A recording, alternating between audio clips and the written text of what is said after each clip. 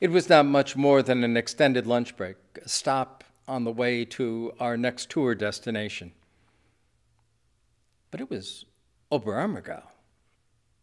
And while it was not a year for the Passion Play, it was still Oberammergau. And so I decided to forego lunch. I mean, I could get food anytime, but it was Oberammergau.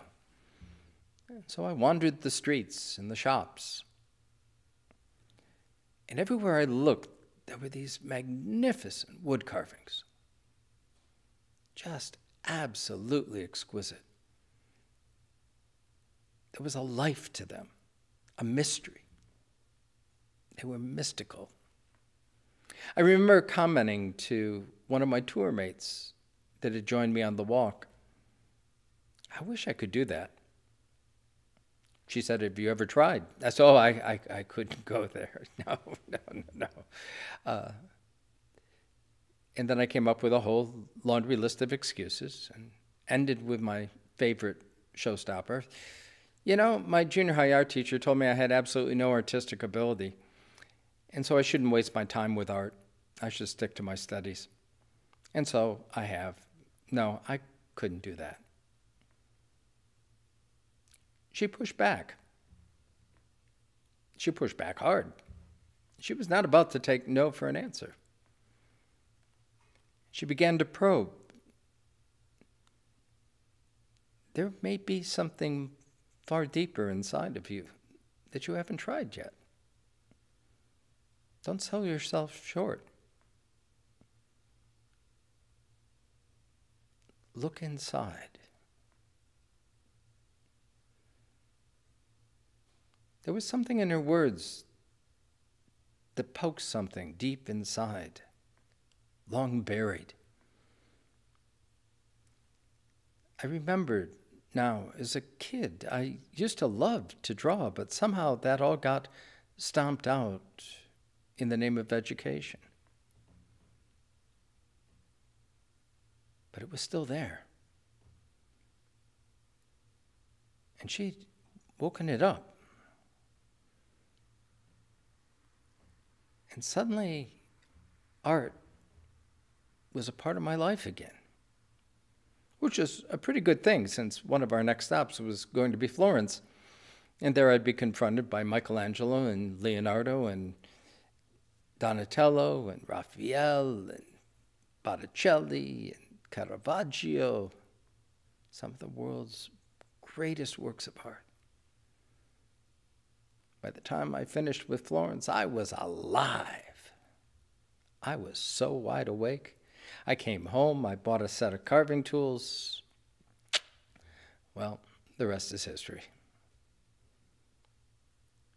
She woke me up. She woke up something deep inside that was long buried. It was quite an awakening. Awakening. It's a theme of Advent. Wake, awake is heard in so many of the hymns and readings for this season. It is a theme on Jesus' lips, particularly this first Sunday in Advent, for us to wake up to the reality, to the world around. And in Jesus' day, that world was not a pretty picture. And yet people were going about as though nothing was wrong. And yet it was just a moment away from crashing.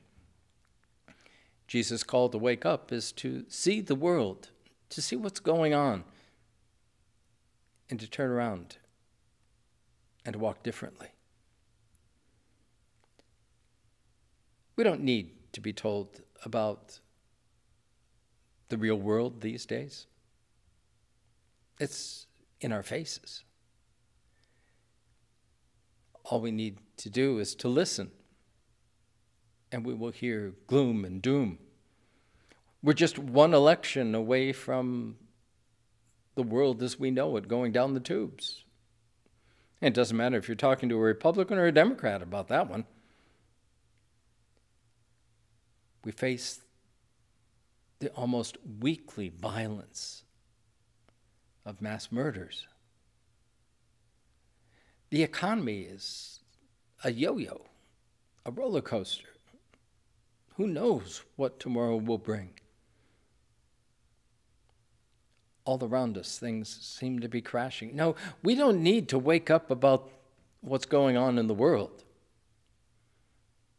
But we do need a wake-up call. A wake-up call much like that which I received in Oberammergau. A wake-up to that which is so long buried deep inside of us. We move through Advent on our way to Christmas. Well, some folks kind of jump over Advent and go straight to Christmas these days.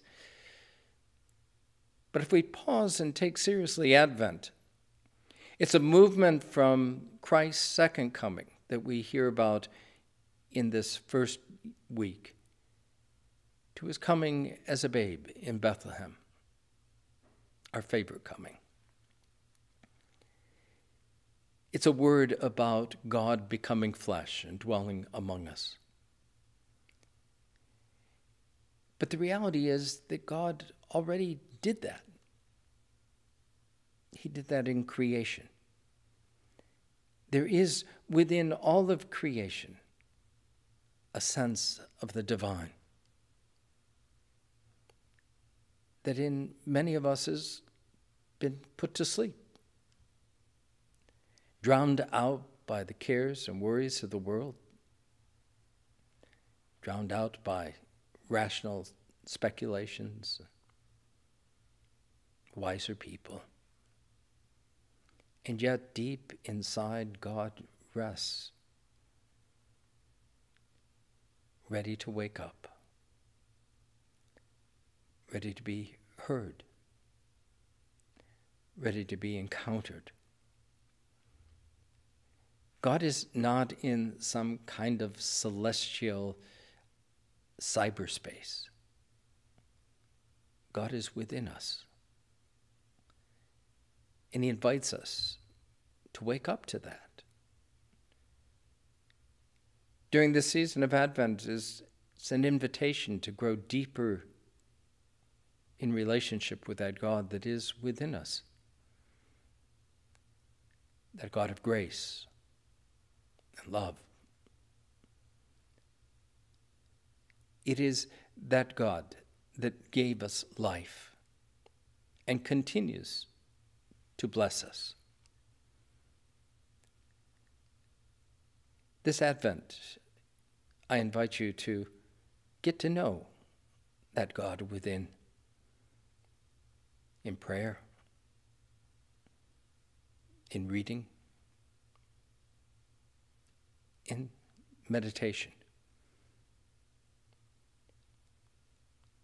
It is a wonderful journey that God calls us to.